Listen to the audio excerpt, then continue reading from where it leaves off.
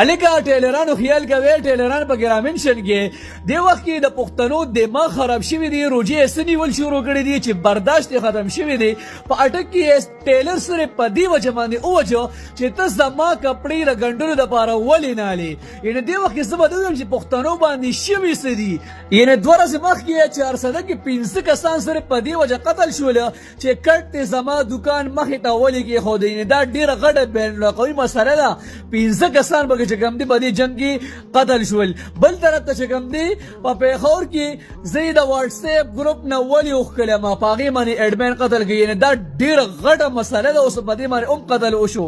زه حیران دایما چې خدای مکه نعوذ بالله من ذلک پښتنو تاسو په دې رجوع نیول باندې په خدای بخش احسان کوي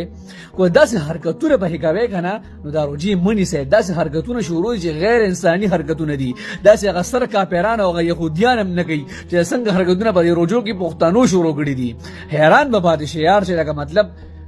دا خو صبر میاشتا د ثواب میاشتا د خدای د رضا کېدو میاشتا جنت ګټلو میاشتا په دې کې داسې حرکتونه